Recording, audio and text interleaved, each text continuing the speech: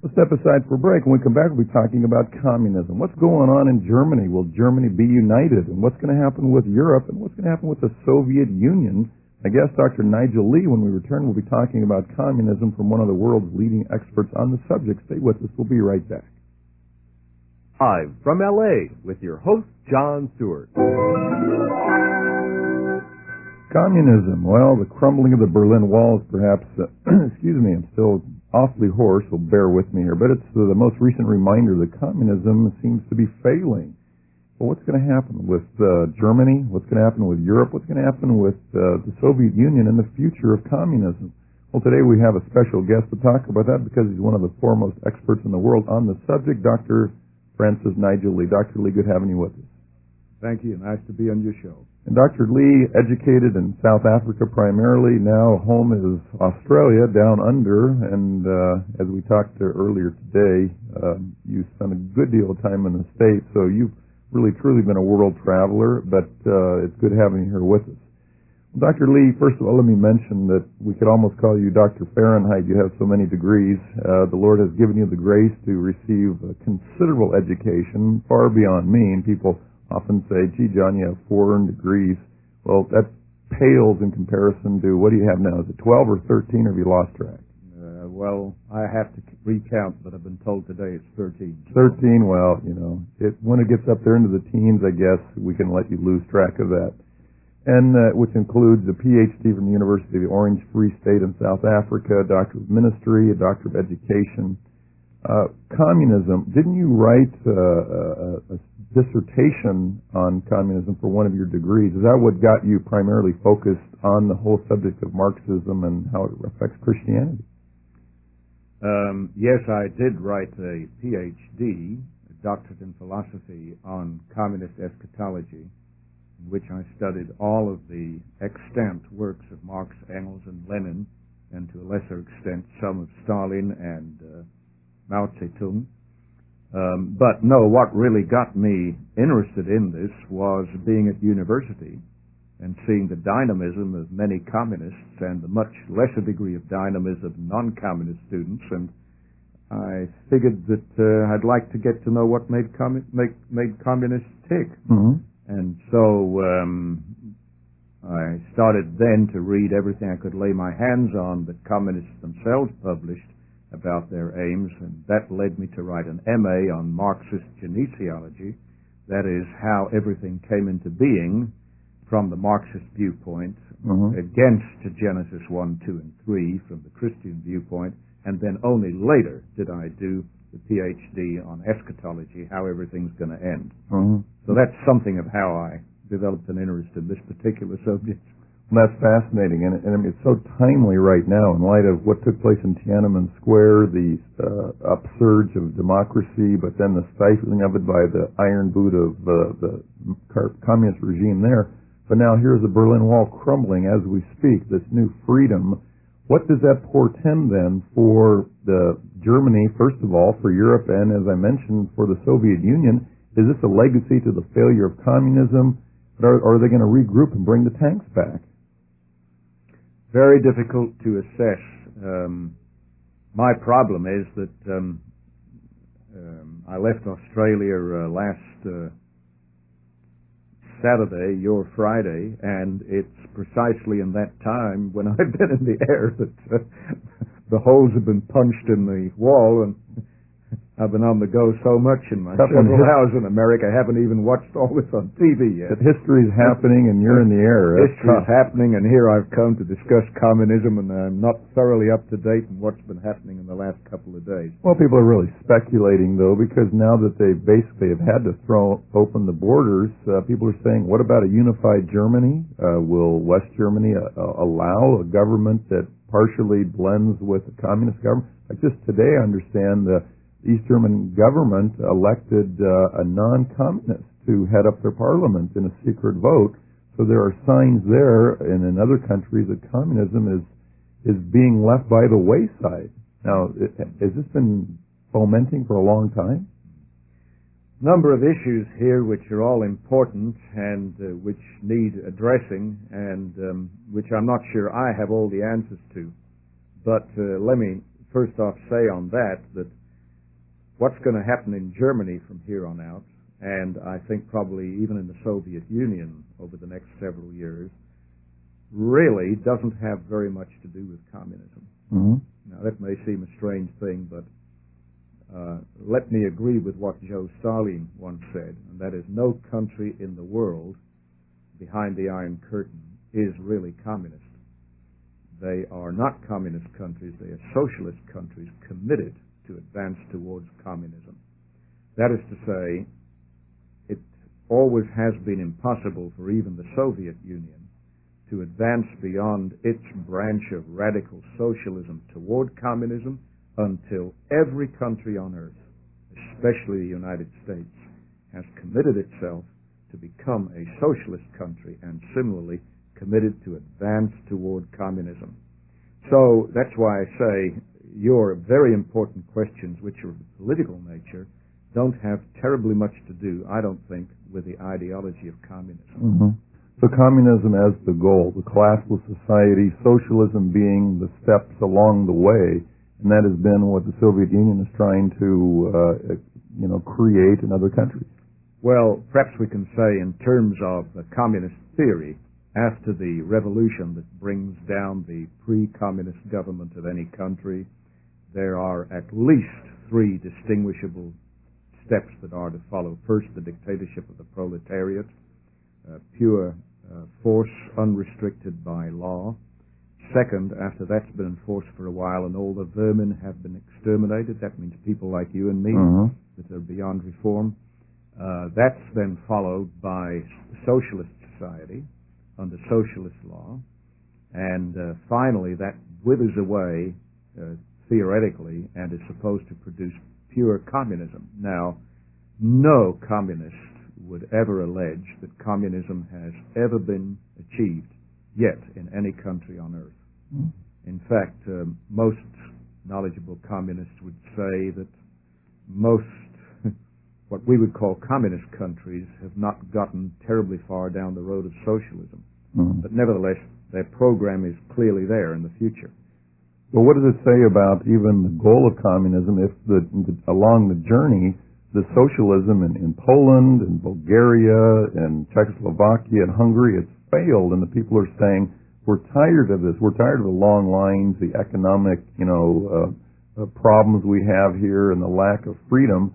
Are people getting the signal that the socialism on the way to communism is not workable, and are they looking for something else?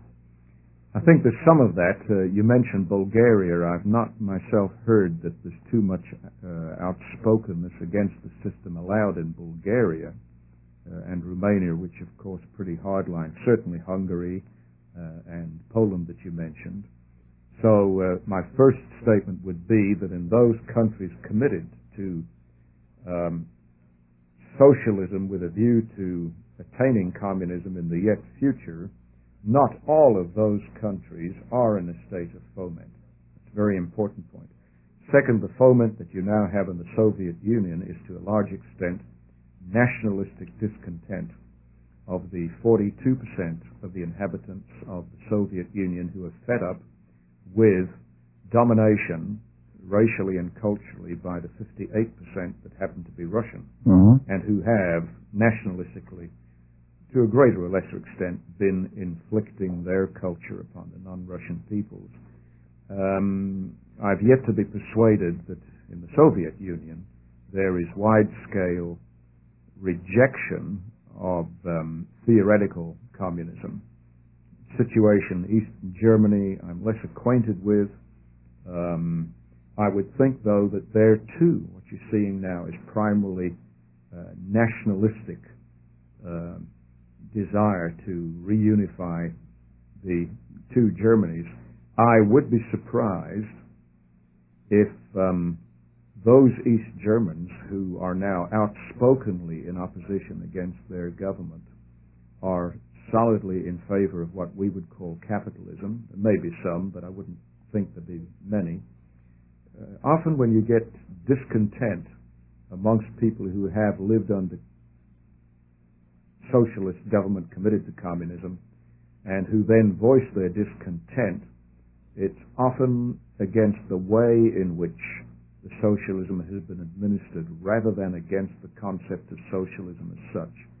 So that the past 20, 30 years, refugees from those countries to the West have often said, well, I don't like the way that we've had socialism inflicted upon us, but let's face it, it's still a good thing. It was just administered in the wrong way. Mm-hmm. And by the way, many of those revolting in Tiananmen Square in China that you referred to are in that category. Mm-hmm. We should not be deceived into thinking these people, free enterprise, Christian or whatever, they're socialists. They just don't like the hardline brand of socialism that the Chinese government has inflicted upon them. They're soft-boiled socialists as opposed to the hard-boiled ones. Now, I'm not saying there's no discontent. The second thing I think we need to be aware of is, yes, the communist parties of Eastern Europe at the moment are in a state of considerable crisis. That's true. And their economics, of course, doesn't work. And to some extent, that plus the national factor is causing the discontent. However, this is not the first time that countries governed by socialist, one-party states committed to communism are having serious problems. The Soviet Union had them in the early 1920s, brought in capitalists to restructure the economy. Then, when that was sufficiently done, kicked out the capitalists again, committed themselves to Stalinism. So I wouldn't get too excited right now that communism is finished. However, as a Christian, I do believe that there is a serious religious crisis in these countries, and religions do have crises. Some of them reach a last crisis, then they're replaced by a new religion, as, for example, Hinduism replaced Buddhism in India in the 5th century BC. Now, we may be approaching that kind of situation. The thing that breaks my heart is that Christians, by and large, are unprepared to pour their men into the vacuum and to really help the people of Eastern Europe. I want to talk about that after we take a break, and to talk a bit about that genesiology. What do communists, where do they think we came from? Where do they think we're headed, a communist eschatology? And how can the Christian penetrate that type of worldview so we can bring not only individuals, but even hopefully nations to the saving knowledge of Jesus Christ? My guest, Dr. Francis Nigel Lee, as we talk about communism. Stay with us, we'll be right back. Talking about communism, my guest, Dr. Francis Nigel Lee, one of the foremost experts in the world on communism, and Dr. Lee, who holds 13 earned degrees, has written master and doctoral dissertations in areas relating to communism. I think perhaps if you've ever wondered, what really is communism and what are they headed for, there is a question that must precede that. The threshold question is, where do communists think we came from in the first place, so we can answer the question, where are they trying to take us all? So this question of genesiology, where do communists think we all began? That may be perhaps the most important question we can ask, and for myself and for many listeners, in understanding communism, and I must confess that there are times when just what communists are up to gets a little bit fuzzy. Dr. Lee, speak to that as far as the genesiology. Where do communists think we came from in the first place as that shapes where they want to take us? Right, with pleasure. Let me say that what I'm about to say now you can find in the writings of Karl Marx, his pal Friedrich Engels, and Vladimir Lenin, particularly in Marx and Engels. There is no God. That is the first position of communism. Now, having said that, which is what Marx says, there is no God, and he says it in several places, economic and philosophical manuscripts. He says it in the foreword to his PhD dissertation on the relationship between the philosophy of Epicurus and Democritus. He then goes on to say, and particularly Engels says, that the universe has always existed. It hasn't always existed in the same form as it is in now, but it has always existed. In other words, matter has always existed, matter in motion, and always will exist. Interestingly, now and then, Marx, Engels, and Lenin will tell you that if there is any God at all, then that universe is the only God there can be. which is interesting because it's basically the same position as pantheism. Matter has always existed. Matter changes its shape. Nothing is worth worshipping. There is no creator outside of this matter in motion, but in a sense, matter in motion itself throughout the universe is the highest being, the supreme being, in a sense, the creator of heaven and earth, if you can put it that way. However, Karl Marx clearly says that the real creator of this world is man and what man has done with it.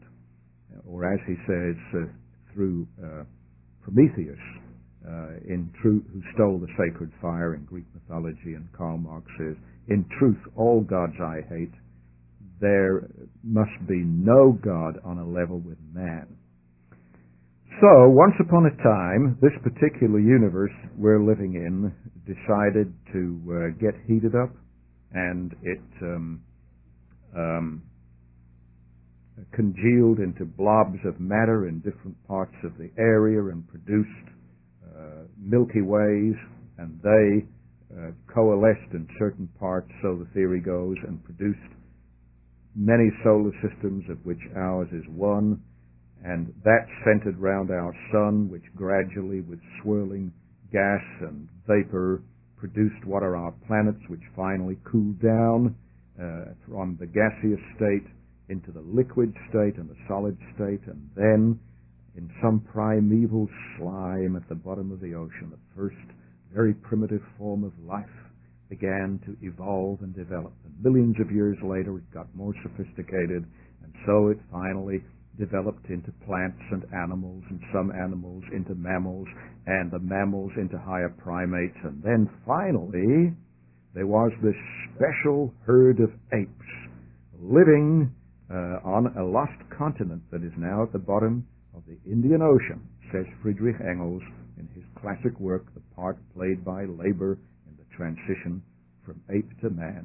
And then these apes climbed down from the trees, and they suddenly got upright and spoke to one another, and they lived in herds with communal spouses, and then hocus pocus, they became the first men. And that is primitive communism.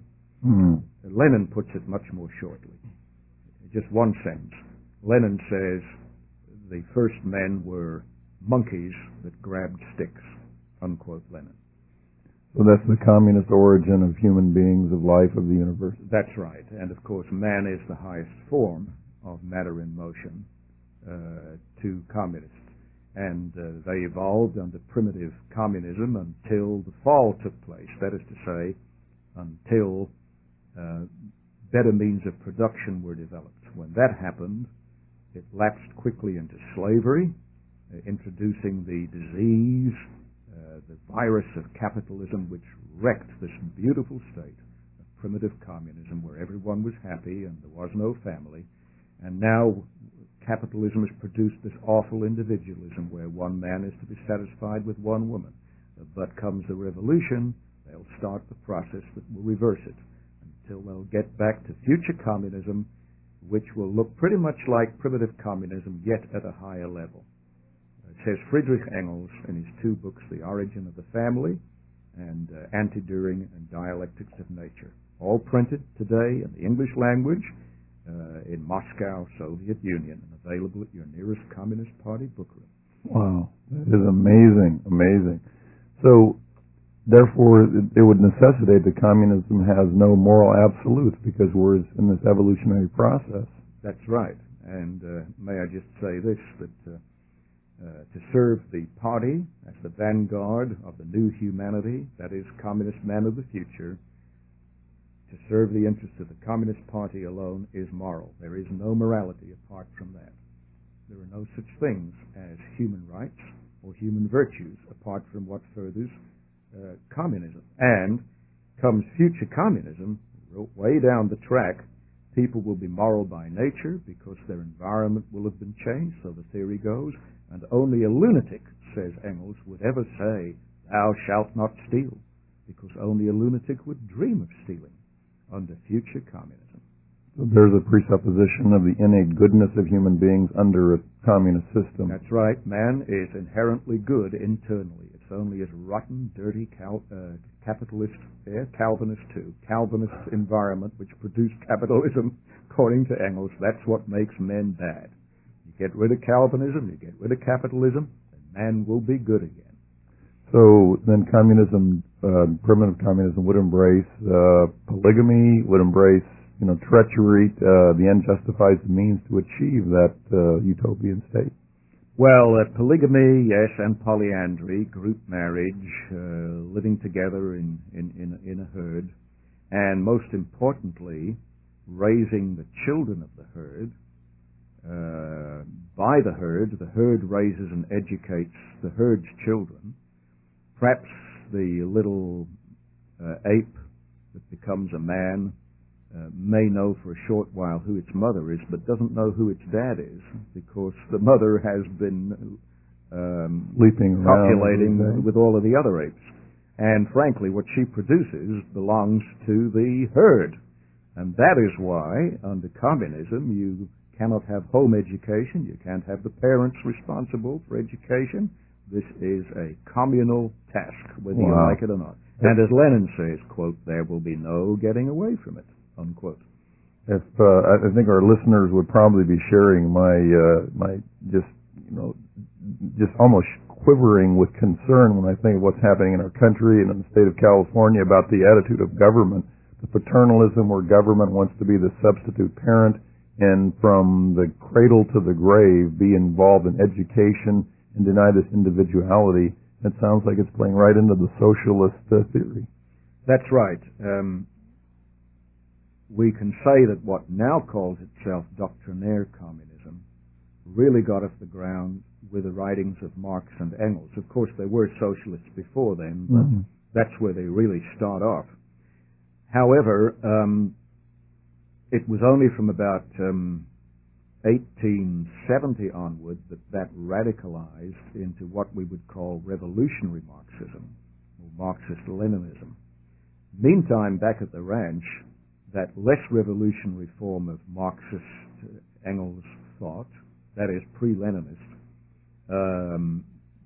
did not stop there in its development towards what is now known as Marxist-Leninism or communism. It infiltrated all of the socialist parties of the world, of the West. British Labour Party is full of it. A lot of it was absorbed into the American movements of Eugene Debs and Henry George in the last century. Some of it's gotten into the lid in the Democratic Party of the USA. It infected widely the Australian Labour Party for about the last 100 years. I don't say deeply, but widely. And so the influence of Marxism, even pre-Leninistic Marxism, is much more widespread in the West amongst those who would call themselves non-communists and sometimes even anti-communists than we would like. I guess Dr. Francis Nigel Lee, we're talking about communism. We'll take a break. When we come back, we'll talk about communist future, communist eschatology. What do they perceive down the road if they will have their way with us? Stay with us. We'll be right back. From L.A. with your host, John Stewart. We're talking about communism with my guest, Dr. Francis Nigel Lee. We're going to be taking your phone calls if you have questions or comments about communism with my guest, one of the world's foremost experts on the subject. Our phone number toll-free, 1-800-331-5552. Again, 1-800-331-5552 if you have questions or comments about communism. Dr. Lee, before the break, I asked about the future of communism, or we might call it, from the biblical perspective, a communist eschatology, study of the last things in communism. What is down the road in the Marxist-Leninist doctrine? Well, after a communist-led revolution takes over the government of a non-communist state, or as they would say, pre-communist, the dictatorship of the proletariat is instituted, which is government by naked force, unrestricted by traditional law. During that stage, all opponents of communism are rounded up, and an attempt is made to re-educate them. If they are re-educatable, fine. However, if they are too dangerous, and particularly if they continue to resist communism after the takeover of the dictatorship of the proletariat, they are regarded as uneducatable. Now, if they're in health, they're sent to Siberia to work and slave in the salt mines or wherever until they die. If they're not in good health, well, why waste food on these people? They can be put before the firing squad. Lenin says in his classic work on shooting critics out of season that left-wing socialists, known as the Mensheviks, if they continue to criticize the Bolshevism after the Bolshevik takeover, quote, permit us to put you before the firing squad, unquote, Lenin. Of course, all private property is expropriated, as it was in Russia after the 1917 revolution in the 10 days that shook the world, well documented by the American communist Reed, who was over there at the time. All banks are confiscated.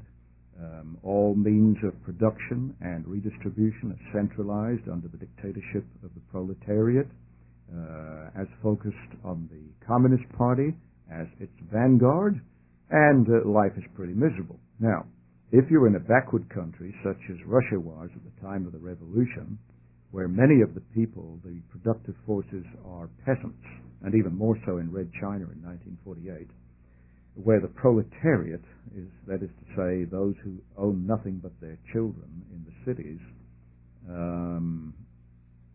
are not that plentiful as a productive force, then you have got to bring the peasantry into the revolution, which is why in a country like Russia they concentrated on the kulaks, the lesser peasants. They drove them first of all into communal farms, kolkhozs, and that is the first phase before they herded them into the socialist farms, the sovkhozs, and then finally with the idea of bringing the countryside workers and the urban workers together under the control of party communism. All of that is, of course, during the first phase after the takeover, the dictatorship of the proletariat. That's followed by the second phase, known as socialism, technically. This is not Western Socialist Party socialism. This is Iron Curtain country, Communist Party socialism. That's what you've had in the Soviet Union for, difficult to say, perhaps about 30, 35 years in the past. And that, too, has various phases. Now, during socialism, you've liquidated all opposition. You have got total and totalitarian control of the entire educational system, where you are ramming communist doctrine down the throats of all these kids, and there's no way of getting away from it. You've produced a new generation of people that don't think the way their parents and their grandparents thought. They are now ready for a further advance through socialism toward communism. But the problem here is they cannot advance very far down the road of socialism toward communism until they have succeeded in getting every country of the world, including the United States, the number one problem, to commit itself to socialism with a view to becoming communistic. And until they get the United States committed to socialism by fair means or foul, they cannot move in the Soviet Union beyond socialism towards communism. That's their problem. So every economic failure of the Soviet Union or East Germany, which you and I know are the result of primitive economic techniques of production and many other things, they blame onto the existence of the United States as a free socialist country. That's their defense, you see. But assuming that they ever do manage to get every country of the world committed to socialism, and I guess the scary thing is that they have non-communist socialists at work in the West, including the United States, and in every labor party of Western Europe, softening up the people and preparing them at least for non-communist version of socialism, which the communists would say is utilizable. Yes, they hope to drag all of this toward a commitment of every country in the world and its government to socialism, especially the communist form of socialism. Then they will all advance together as a happy family internationally toward the future goal of communism, when the state will not have to be abolished. It will wither away of its own accord. Crime will disappear because all people will have been educated to become by nature nice people. Religion, of course, will have withered away a long time before. Mm-hmm. There'll be no atheism, because to be an atheist is to deny the existence of something that doesn't exist anyway, God, and then everyone will know there is no God. And then, of course, there'll be massive internationalization. Every language in the world will first be socialized, that is to say, it will have the vermin-type words, the capitalist words, removed from its vocabulary, till the whole language, Spanish, Russian, English, has become thoroughly a socialistic language, and then, in the yet future, those languages will amalgamate into the socialist, communist language of the future to produce international communist man, finally racial amalgamation, and we all live together happily on this planet. Wow. The communist utopia. My guest, Dr. Francis Nigel Lee, will take a break and come back and take your phone call. Stay with us. Well, we're talking about communism with my guest, Dr. Francis Nigel Lee. We're going to go to the phones in just a second, but Dr. Lee, before we do, there's one aspect of the future of communism that we didn't have time for before the break. What lies ahead? Is it going to be an enduring perfection, according to Marx and Engels and Lenin? What's going to happen down the road? According to Marx, even communism is not the end of the road. According to Marx, communism will itself further develop into radical humanism. Humanism will develop into what he calls naturalism. Naturalism will then be humanism. Humanism will be naturalism. The whole of nature will have become humanized. The whole of humanity will have become naturalized. Engels takes up the ball at that point in his important book, Dialectics of Nature, where he says that after thousands of years, the earth will begin to grow colder. Humanity, that is communist man, will have to leave places like the Soviet Union and the Soviet States of America and congregate around the equator to get some warmth, until finally the whole planet becomes frozen and falls into the sun. The sun freezes up, falls back into the Milky Way. The whole galaxy freezes up and reaches zero temperature. But then somehow, because of dialectical factors that are always present in motion, millions of years later, the whole thing begins to heat up again, begins to re-evolve, like I said a little earlier, and finally life evolves, and mammals evolve, and the apes evolve, and man evolves, and they live under primitive communism again, and then they fall into capitalism, and then there's a revolution thousands of years later, and then they reattain future communism, and then the whole thing cools down and freezes again, time after time after time. It's an endless reincarnation. Wow. Honestly, I found this the most depressing of all aspects of theoretical communism. Seems to be. Let's go to the phones and take some calls. Dave in Los Angeles. Hi, Dave, you're on the air. Yes. I think it's very interesting that there are similarities between Nazism and communism. The Nazis were similar to the communists in that they believed in the idea of the herd, where the children would be brought up by the government under the Hitler Youth.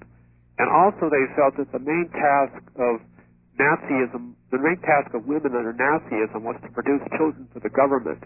And women would have several sexual partners, and the idea was to produce as many children as possible to be soldiers in the Nazi government.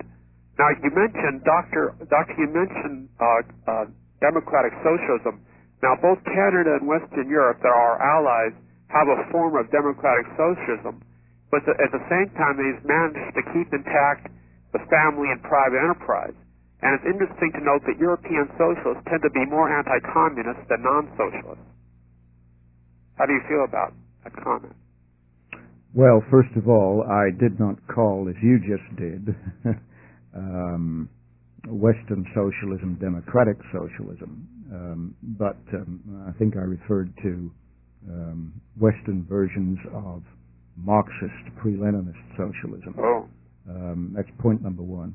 Point number two, while I do see a lot of similarities, as you do, between national socialism, Nazism you called it, and international socialism as the first phase of party communism, There are also some important differences. For one thing, Nazism was racialistic, and of course, party communism, by definition, is supposed to be raceless.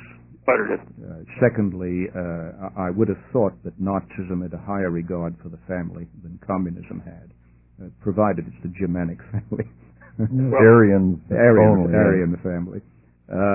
Sorry, what were the other? What was my main point was I've studied the history of National Socialism. Yeah. And what they did was, while they gave lip service to the idea of the family, in reality they destroyed the family because they brought the young people up in the Hitler Youth and they separated the parents from the children. The parents were off doing something else and the children were separated and put in the Hitler Youth. So even though Hitler in many of his speeches said, how he wanted to preserve the family and all that, and he said that was the difference between Hitlerism and communism. In reality, the truth was that Nazism effectively destroyed the family and to as great a extent or even more of an extent than communism. The other point is that I would not accept that Nazism destroyed the family worse than communism. Well, I do accept with you that there are certainly some parallels. Wouldn't you say that even today in Soviet Union they still have families? They haven't really reached the state of the herd. I mean, yes, sir. I never said that the Soviet Union had reached communism. No. But while we're on it, let's survey what has happened in the Soviet Union thus far under the dictatorship of the proletariat, followed by socialism, which they do claim to have reached, as you know, in the first phase of socialism under the leadership of the Communist Party in the Soviet Union. They did try to abolish the family. They deliberately tried, prematurely of course, as George Bernard Shaw later told Lenin, to go immediately, as fast as possible, to phase 2 of communism. And it reached the stage, as you probably know, that anyone that felt unhappily married simply had to drop a postcard in a mailbox, and that was the end of the marriage. And you probably also know that abortion was widely encouraged down to about 1923. Now, it's true they did a flip-flop on that later, as they've done many flip-flops for economic reasons, and it's now true, of course, it's very difficult to get a divorce in the Soviet Union today. And it's been proven that the reason why the Soviet Union changed its mind about liberalizing abortion and doing all that was because they found that the children that were being produced in that system were not turning out very well. The fact is that I think that what we should strive for is the extended family, but taking children away from the parents and raising them in these nurseries or whatever, children don't turn out as well with people who professionals who take care of them. Absolutely. And it just doesn't turn out that way. I think the Soviet Union recognized that, and I think that was one of the reasons why they went back to more traditional ways of raising children. Yeah, but once again, the Soviet Union is not a communist country. The Soviet Union is a socialist country, committed to socialism and to committed to socialism to deepen into communism, and furthermore to try and promote that by a dialectical zigzag path. That's very important. We recognize that. Dave, I appreciate your call. We'll continue in a minute with my guest, Dr. Francis Nigel Lee, so stay with us. From L.A. with your host, John Stewart. We're talking about communism with my guest, Dr. Francis Nigel Lee. Dr. Lee, Dave had just asked some questions about comparisons between the Nazis and communism, and I just couldn't help but think that there's so many applications to what's happening in this country today with the way education and public sector is being handled. What would you say? And I think maybe you were going to even say something when Dave was on there. Well, that's right. I'm very concerned about the increasing arrogance of many Western governments, certainly in the United States and in Australia, to assume that they have a statist right to educate or to oversee the education of the children of their citizens. And I'm also very, very concerned about the deliberate statist promotion and proliferation of these day care centers. It seems almost to achieve much of what Lenin said they wanted to do, to smash the family, to drive the women out of the home into the labor force, he said into the factories, precisely so that children could be educated in state creches. Well, now, it's not a state creche. It may even be a private day care center, but if it's under the control and supervision, the child is being immediately supervised by anyone except the child's own physical mother, I would have to regard that as a retrograde step. I think if Dr. Dobson is listening, which I know he does frequently, he's saying amen to that. Let's go to Leonard in Canoga Park. Hello, Leonard, you're on the air. Go ahead. Go ahead, Leonard. Hello. Yeah. Yes. It's a pleasure to speak with you, Dr. Lee. And Thank you, Leonard. I'm wondering, will your debate on the 18th be tape recorded? I won't be able to attend. Yes, they're nodding to me. It will be recorded. Okay. My question then is, one, you were describing in essence, the theology and doctrine of communism in its purest form, as described by the founders. I was struck by what I perceived to be a similarity with the generalities of the Kabbalah. Have you found much the same? Well, I'm not a student of the Kabbalah, though I have done some reading in that regard. Communists would, of course, discount that there's any continuity in what they arrived at in the Kabbalah, and incidentally also the Illuminati. Yes. They do discuss the Illuminati, and Lenin has, however, written one very important paper which will bear study, titled Can Jacobinism Frighten the Working Class? Yes. In which he does admit that there are similarities between the Jacobinist faction in the French Revolution and the Bolshevik wing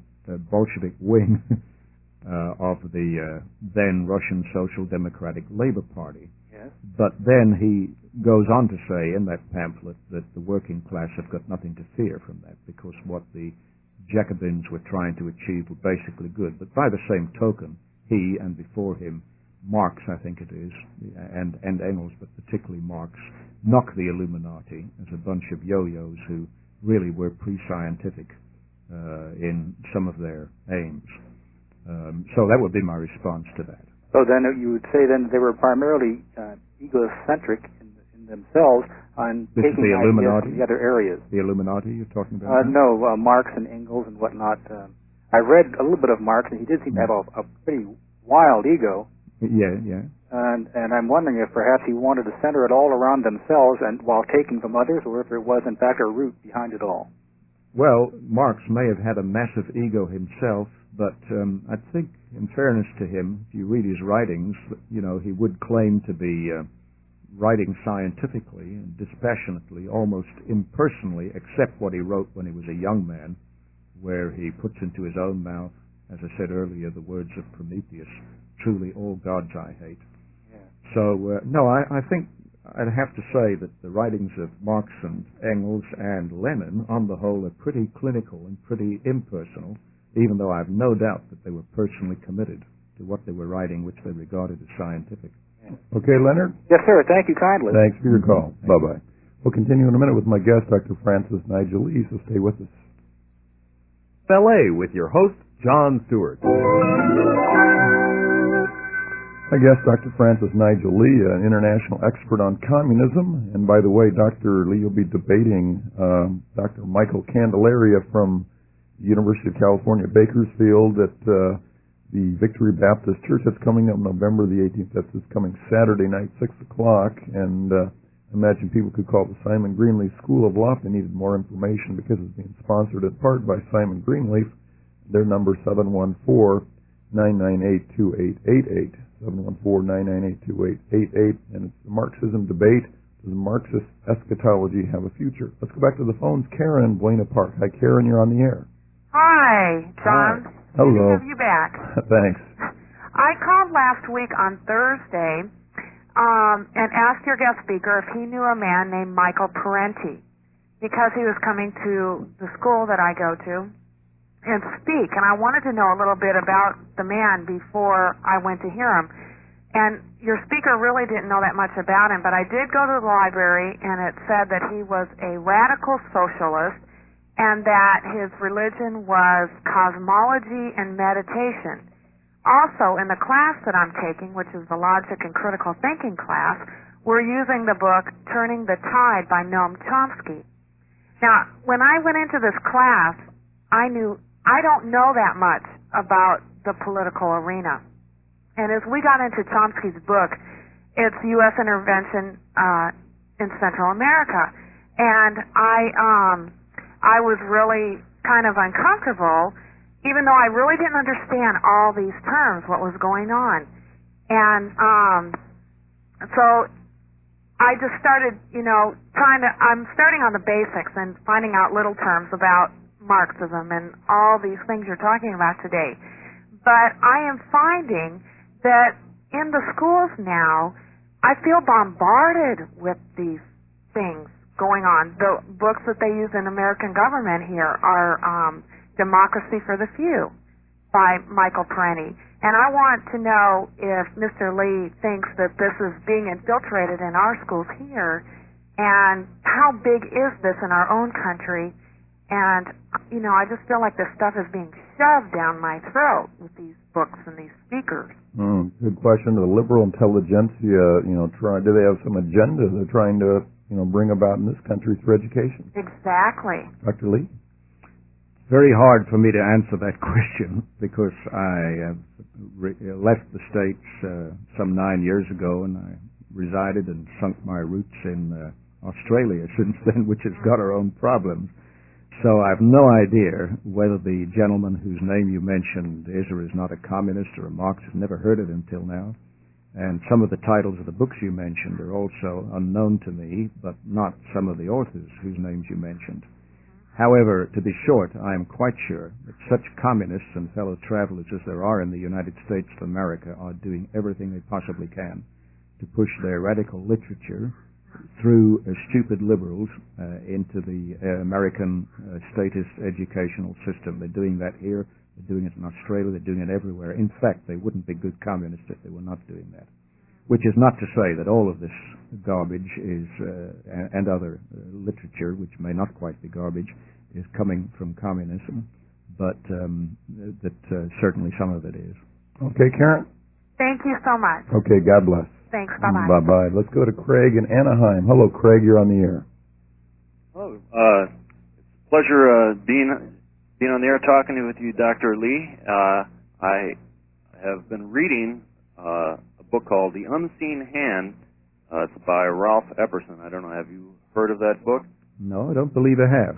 Okay, well, it's almost a primer of everything that you've been talking about. It's on communism and secret societies, and its subtitle is An Introduction to the Conspiratorial View of History, and it's really followed quite well with what you've been talking about. Mm-hmm. And I have that book, by the way. Oh, do you? Mm-hmm. Okay, I don't know. It's quite a long book, but it's written by a Christian author. I have to confess I haven't read it, but I have it. It's really good. Once you get into it, it's hard to put down. But what that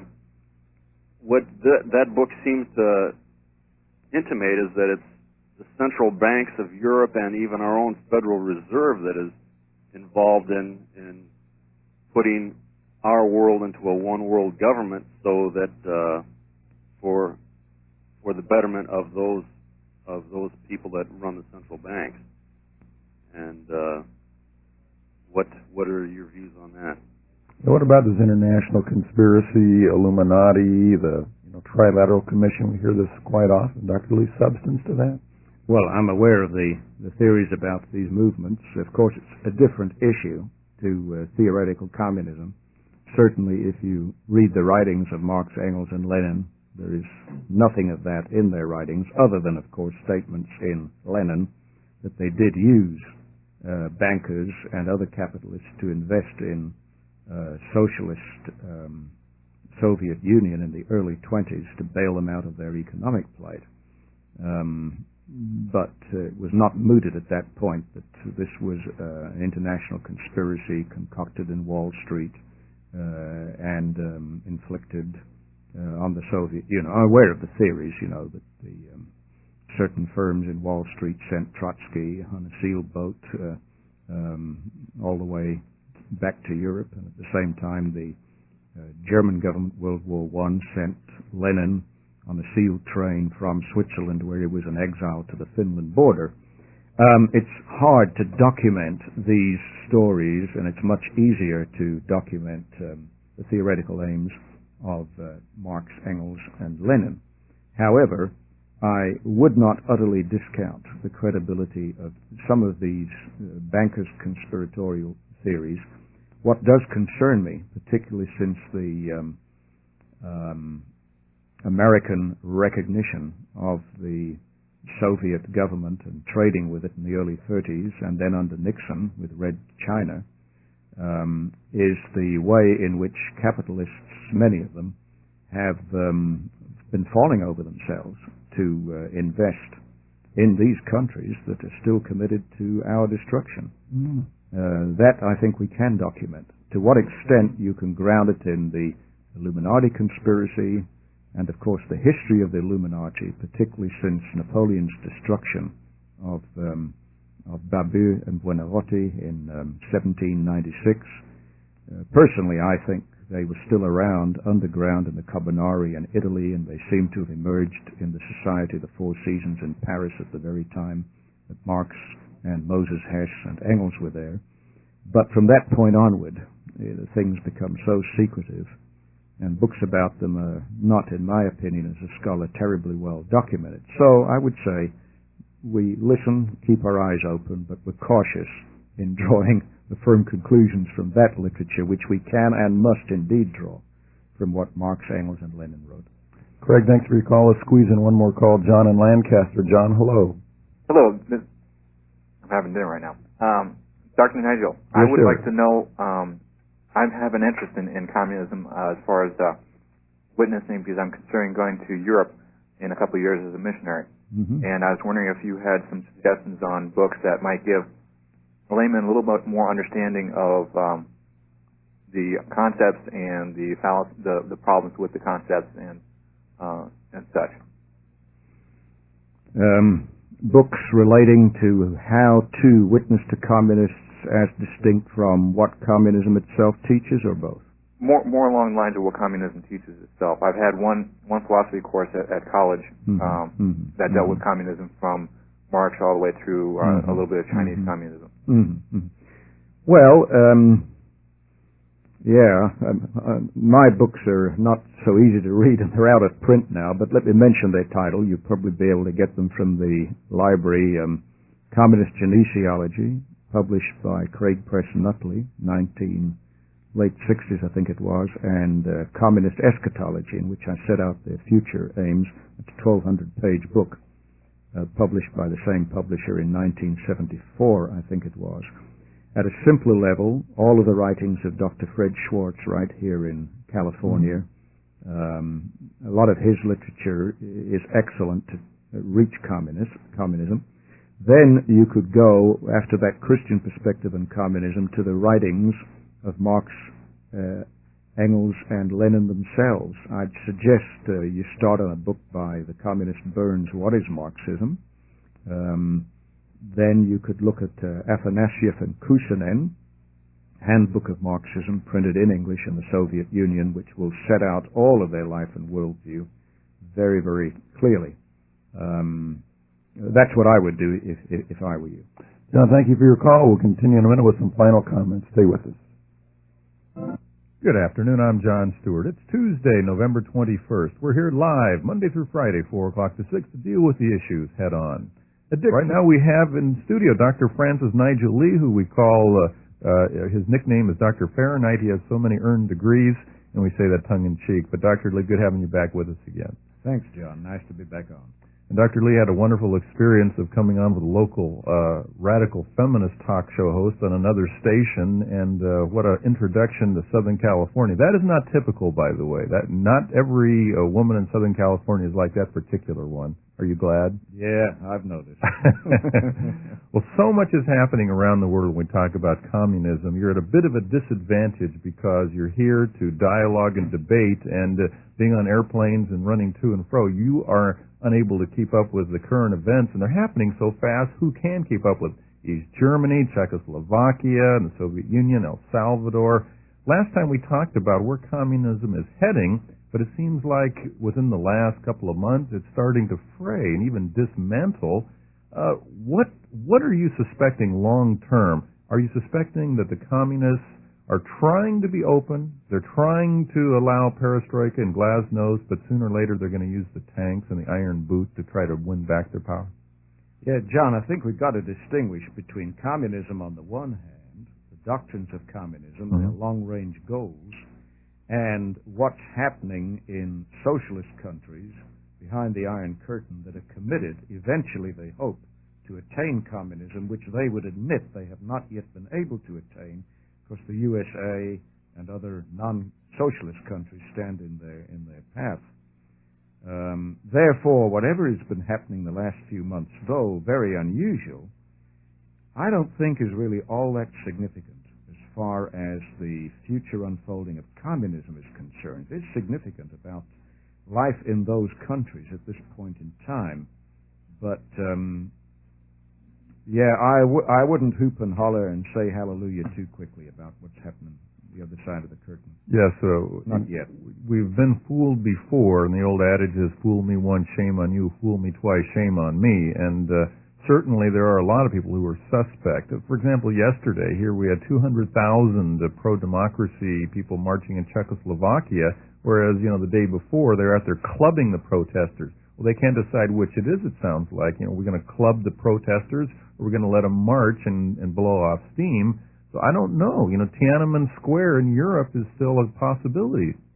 We've got to remember that communism, which in its present form has been around, I guess, since the Communist Manifesto of 1848, for 141 years, has had similar crises, though perhaps not quite this grave, but similar crises from time to time the whole time. Mm-hmm. For example, around about 1922 in the Soviet Union, under communism, that is under Leninism, they ran into real tough economic problems. And so Lenin, after war communism, brought in the next period known as the New Economic Policy, which in fact imported capitalists into the Soviet Union to beef up their economy, which was done, and then they were booted out by Stalin, and there was a reversion to hardline techniques. Frankly, I think that's what we should realistically expect will happen in the Iron Curtain countries when they've got over this big hiccup, which they're having at the moment, if they're still in control of the situation. Well, it seems that human nature is such that people don't want to relinquish power, whether they're capitalists or communists, and they're seeing their power wane and diminish, and certainly they're going to do something to stop it. I want to take a break and come back and talk about what is the greatest threat to the future of communism and the socialist countries now trying to reach that state, whether it's capitalism or whether it's Christianity. And along with that, how will the church be faring in light of this glitch on the screen or this hiccup in the history of communism? My guest, Dr. Francis Nigel Lee, we're talking about communism. Where is it heading? Stay with us. We'll be right back. Dr. Lee, as I mentioned before the break, we talk about communists, what's happening with communism, how they're going to be adjusting. But what is their greatest threat? Certainly capitalism is a threat. But what about Christianity, and what do you expect the church is going to be able to do? Do we have a window of opportunity here? Yeah, I think capitalism is a bit of a threat to them, because capitalism is a very productive economic system, and communism cannot produce. Without periodic injections of capitalist gifts or reversions from socialist doctrine on the way to communism in the realm of economics, these people would starve to death, particularly because something like 40% of Russia's budget is geared to military, and not to consumer goods and food particularly. Second, of course, it's much easier to grow food in Europe, West Europe, and the United States than in a frozen hunk of territory such as the Soviet Union, apart from certain fertile areas in the south. However, important as the capitalist threat is to Russia's backward economy, I think the religious threat to Iron Curtain countries is more acute, not necessarily from Christianity. I think to our shame as Christians, we are not outspoken enough, we're not aggressive enough, we're not missionary-minded enough, and I don't think, do have right now available the Christian missionaries we should be pouring into the Iron Curtain countries if and when the Lord opens up the door. I think personally that the greatest threat in the future to the religion of communism behind the Iron Curtain, if it continues to crumble, will not come from Christianity. I think it will come from Islam, which is aggressive and which is missionary-minded and which is absolutely unbending. Wow, that's interesting. When we think about Christianity, you're saying that we're really not ready for a window of opportunity. We have a few things going. We're sending Bibles into Russia, but in terms of being available to exploit in the good sense an opportunity, Islam is leaps ahead of us. Well, yeah, from about 20 years ago. To some extent, the situation is pretty similar to what it was when Japan collapsed at the end of World War II, and when the Emperor of Japan revealed that he wasn't God on earth after all, and then General MacArthur, I think it was, pleaded for thousands of Christian missionaries to pour into Japan, and some went, but nothing like what should have gone, and we lost that opportunity.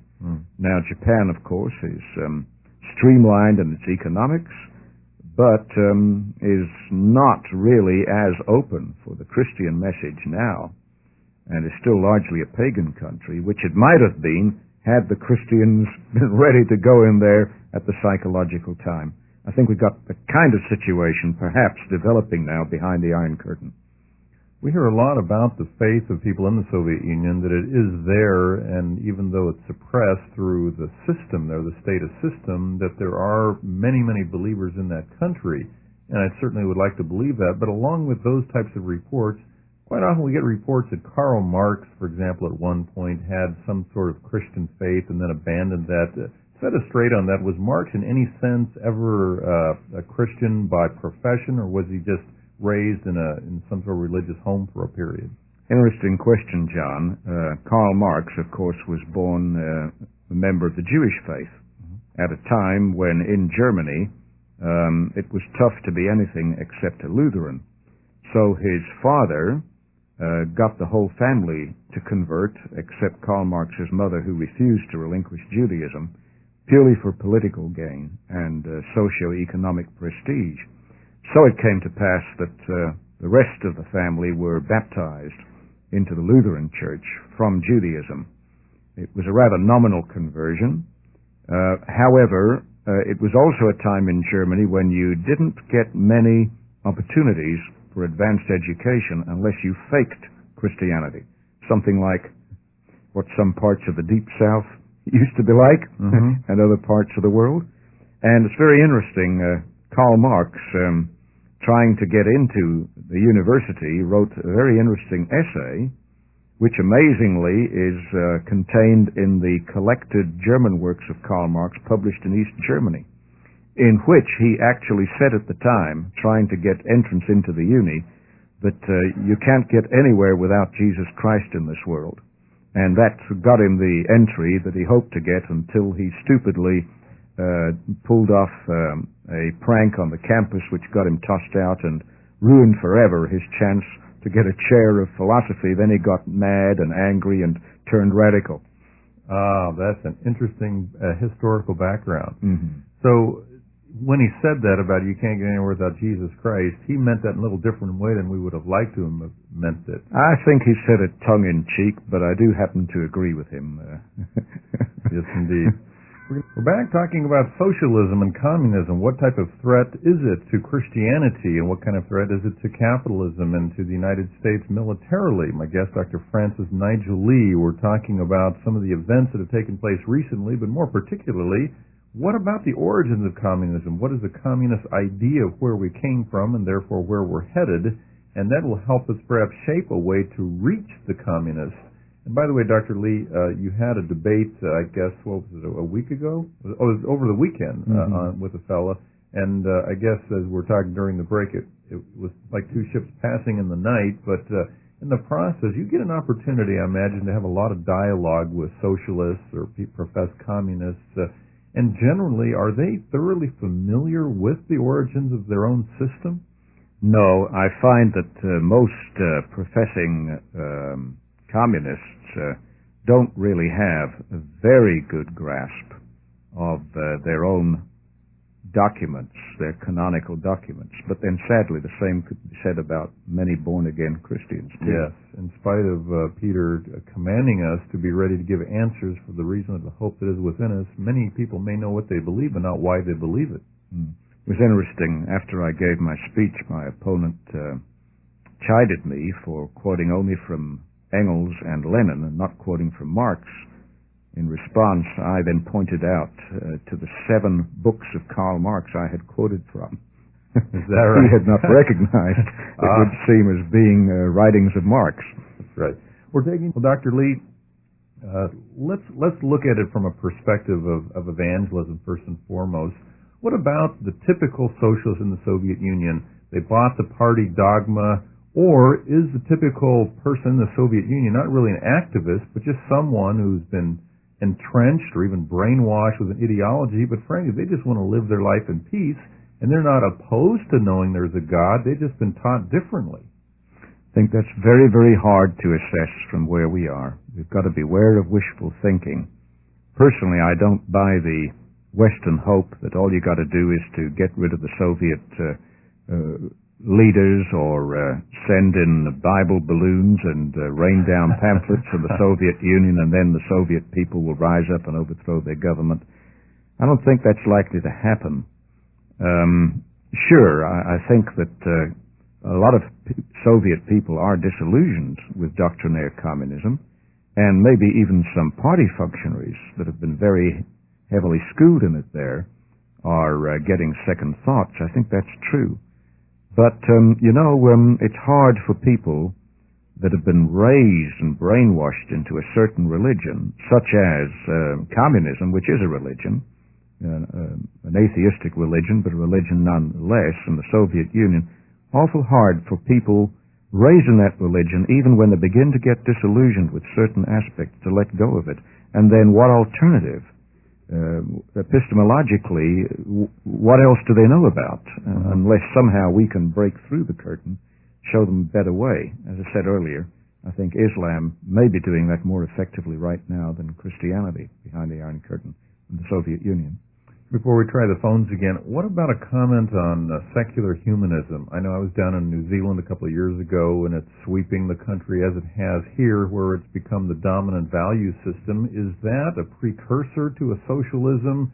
And is that what the communists are delighted in, that our country is moving away from Judeo-Christian and theistic assumptions to sort of an agnostic, secular assumption, and we're becoming as secular as the Soviet Union in the process? Yeah, I think that's very definitely so. I think communists are very delighted to see countries that used to be nominally Christian exchanging that religion for the religion of secular humanism, which indeed is a religion and an aggressive one, and a totalitarian one too, if it gets the control, as you can see in much of the public school system today. Mm-hmm. However, could I point out that according to Karl Marx, in his economic and philosophic manuscripts, he believes that after future communism, which is supposed to follow socialism worldwide, communism itself will wither away and be replaced by authentic humanism, which itself will wither away and be replaced by naturalism. And then finally there's the deep freeze on this planet, and all life is liquidated and passes away, and then everything goes back to the protoplasmic blob. After a couple of billion years again, it all starts heating up again. Cyclically unto all eternity future. So there's really no hope in the communist eschatology? I think the ultimate last phases of communist eschatology is hopeless, most depressing. Wow. And a lot of communists, even party members, don't know this, and that's why, even in the Soviet Union, they go easy on reprinting that material today. My guest, Dr. Francis Nigel Lee. We're talking about communism and socialism and what is the present threat and what can we do to be part of the solution to bring this agnostic and atheistic system around to a perspective that would accept the solution of Jesus Christ. Coming up later on, we'll be talking about religious addiction. Right now, we're taking your phone calls if you'd like to ask questions or make comments with my guest, Dr. Francis Nigel Lee. Our phone number again, 1-800-331-5552. That's, of course, in anticipation of our phones working. Let's see if they are working. Let's go to Mark in Anaheim. Mark, hello. Hello, John. Hey. All right. You're there. Hey, you can call in. So those who have been holding back, wondering, yes, our phones are working, call us, 1-800-331-5552. Go ahead, Mark. Yes, I got a quick question. There's been a lot of talk lately about what's happening in El Salvador, and I'm kind of really clued out about what's going on because there's a lot of passionate people on both sides of the issue. The people on the left, they think they blame the atrocities on Dubuisson and the Arena Party about the sixth killing of the priests. And the people on the right, they blame the FMLN, the left-wing death squads, and that kind of a thing. And for someone like me who doesn't know a whole lot about it and he's trying to be objective and trying to get truth, I just don't know who to believe anymore. Have the Catholic priests down there embraced liberation theology and communism, or? Well, there are a lot of Catholics in El Salvador that are in some ways embracing liberation theology. It's not endemic to all of them, but some of them certainly have been those who have bought into that particular ideology. It was tragic that last week 6 Jesuit priests and their housekeeper and her daughter were literally slaughtered, massacred, but we really don't know who did it yet. And in fact, our Congress is on record as approving a non-binding resolution to bring the killers to justice to help continue support to El Salvador. So it's really too early to tell. This is a breaking story, so we don't know. We do know that there is a freely democratically elected government in power there, and our country has assisted that government against the leftist rebels and guerrillas who are terrorists today holding American hostages.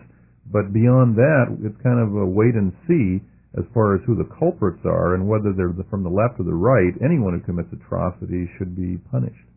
What kind of good sources can I read up on this just to get a general passionate centrist view, if it exists, I guess? Are you talking about liberation theology? Well, no, just in El Salvador generally, because I get a lot of closed-mindedness on this issue. Either you're on the right or you're on the left, but there really is no center anymore, it seems.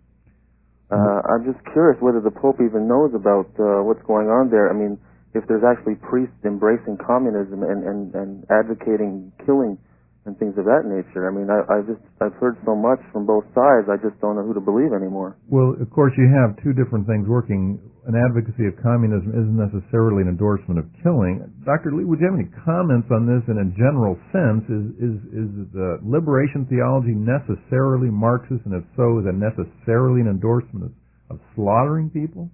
I would only be prepared to comment on El Salvador in a very general sense, because I live in Australia, which is rather remote. But on general principles, two things. Number one, Lenin, before he seized power, actively tried to recruit priests and so forth into the Communist Party and told the atheistic communists to cool their atheism at that point and not to attack religion, so as to encourage priests to join or at least to support the party, so that after the seizure of power, they could then crack down and re-educate the priests into atheism and utilize them in other ways if they were not thus re-educatable, and then finally to open up against the Christian religion and finally, by asserting the humanity of man, to dispense with the very idea of atheism as being unnecessary. So what I'm saying is that Lenin laid down the blueprint for the sort of thing that I'm sure is happening in El Salvador on some scale and elsewhere, namely recruiting gullible clergy to at least support these leftist elements. Number two, regarding liberation theology, yes, I think that all of it, all the various different brands of it, some more acceptable than others, are all tinged with Marxism, no doubt about it whatsoever. Some of them are even further tinged with Leninism, that is Marxist-Leninism. But I think you've got to study each particular brand of liberation theology and look at all the ingredients and the proportions in order to give a really meaningful analysis.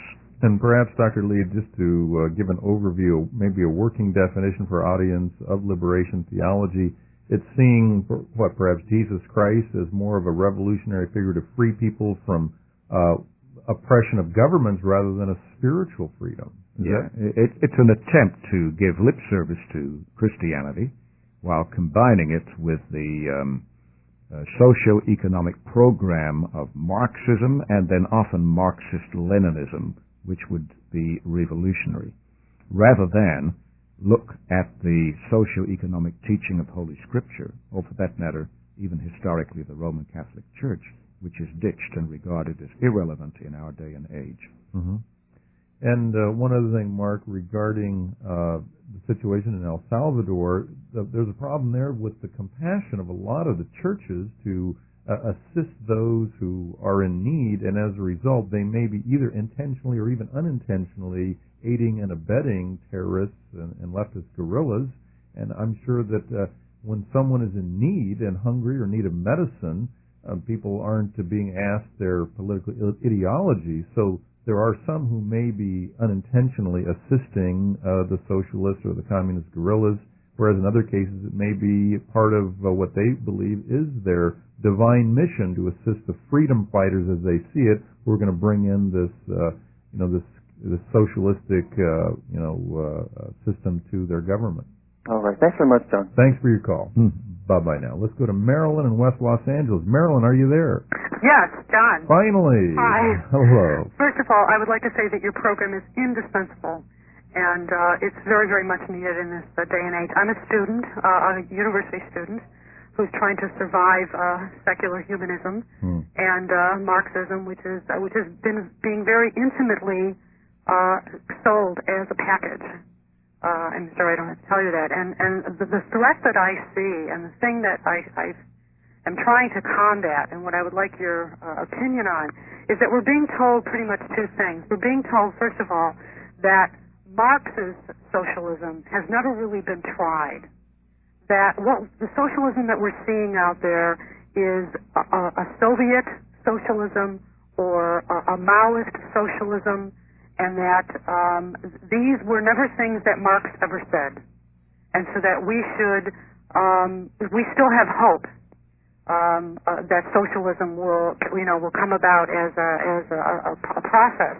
The second thing is that they're selling the young Marx, in other words, the Marx that wrote the economic and philosophical manuscripts, not the Marx that wrote the Communist Manifesto. They're selling the young, humanistic Marx, the kind of a person who's pretty much harmless.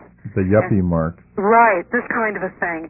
And so there's no way to really combat that because they're not selling him as a revolutionary or somebody who's associated with violence and dictatorship. How do you come against that? Well, my guest is one of the most eminently equipped people in the world to comment on that, and at our university level, this is happening, Dr. Lee, and what about this? Okay, very intelligent observations, if I may say. Let me try and respond to them very briefly.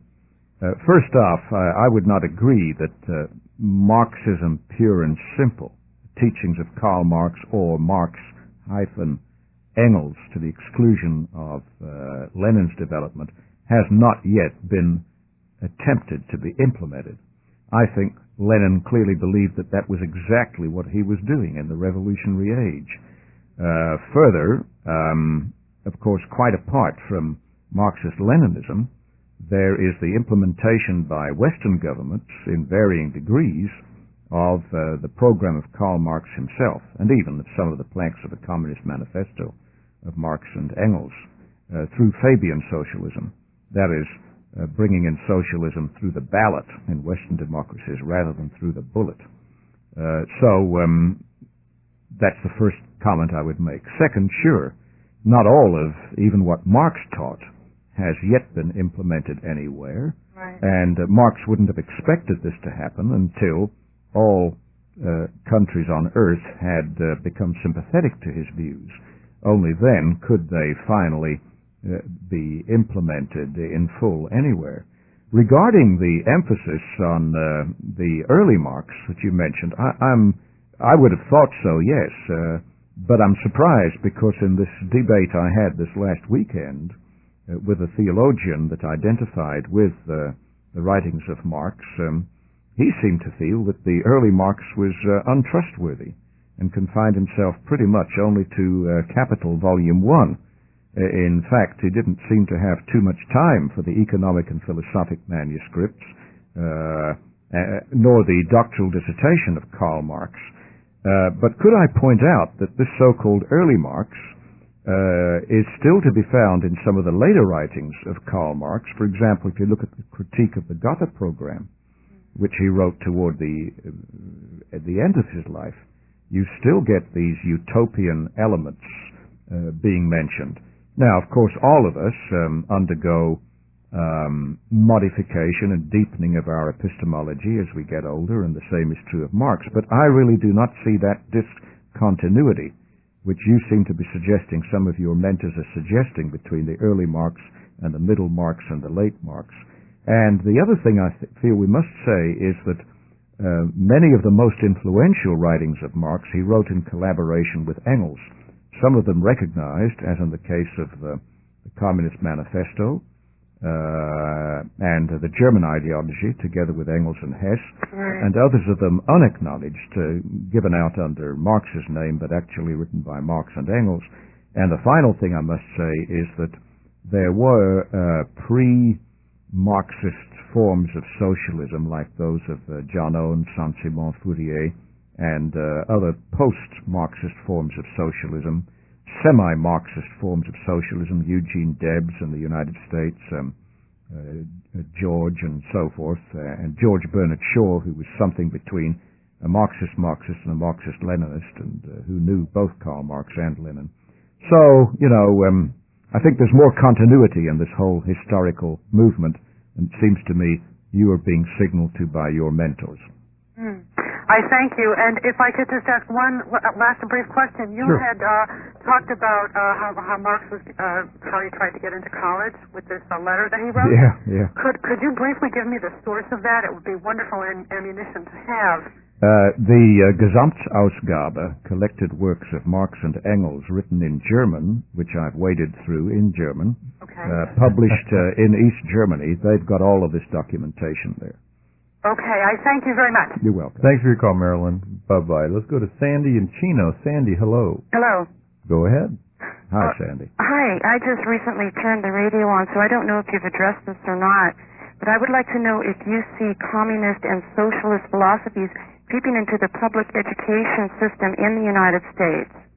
Good question. And is it doing so perhaps under the guise of secular humanism as the backdoor method?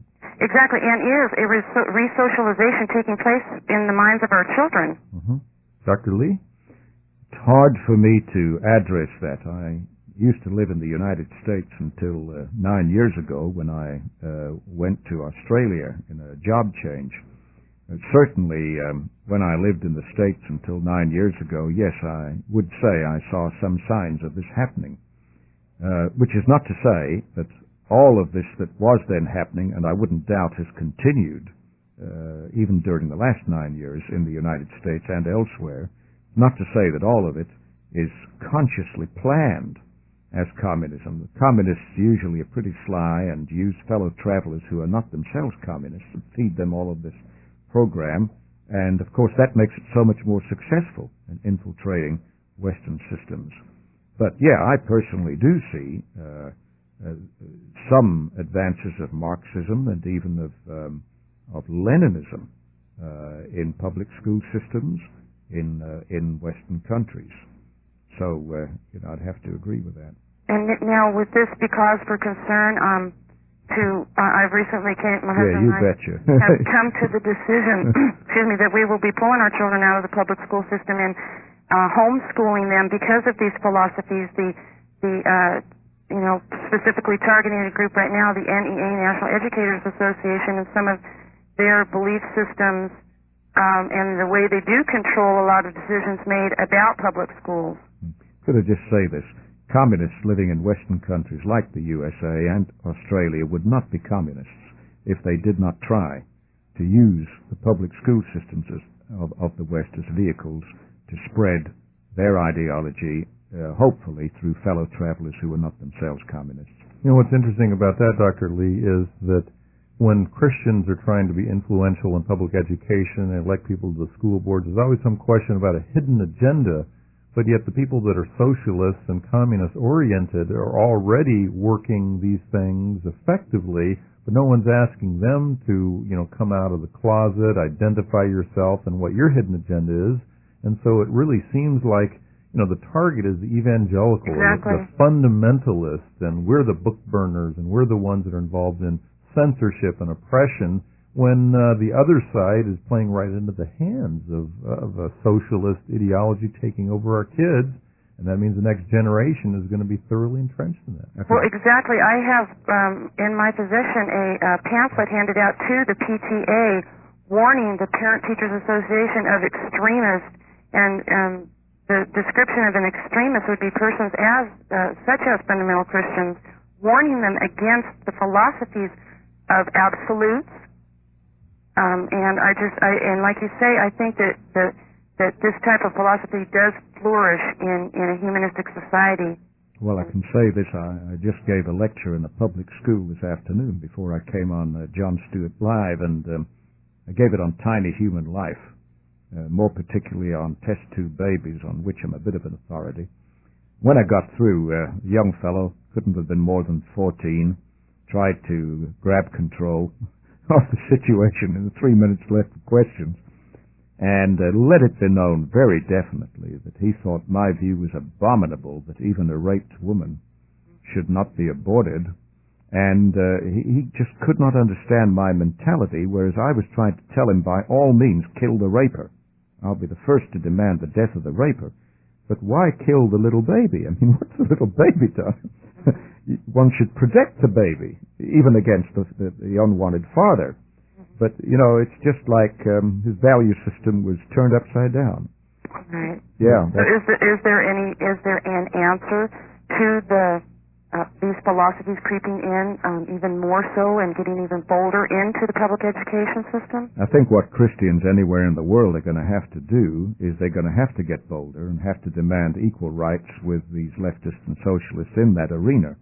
If they get it, fine, and maybe it can be reclaimed, but if not, I think what you're contemplating might have to be the alternative, withdrawal from that system and creation and support and expansion of alternative non-public school systems with that particular scenario, if it develops that badly. Hang in there, Sandy. Thank you both. Thanks for your call. Blessings to you. You too. Bye-bye. Well, Dr. Lee, before we break, let me remind people that coming up this Saturday, you'll be speaking at a seminar in Chatsworth. It'll be at the Covenant Presbyterian Church, and Dr. Lee will be speaking from 9 to 12 in the morning on communists, more religious than Christians, and in the afternoon, an open forum, questions and answers. And if you'd like to attend this seminar on Saturday, I would encourage you to do so. You can call the Southern California Constitution Education Committee to find out more details. It's coming up this Saturday from 9 to 5 in Chatsworth at the Covenant Presbyterian Church. And their phone number is 818-893-6035. For more information, 818-893-6035. Don't let an opportunity like this slip away. Well, Dr. Lee, it's been a delight again, and we wish you well continually on your trip here to the States. And we sure thank you for sharing so much of your insight with us, and hope all continues well with you. Thank you, John. Happy to be on your program. God bless. You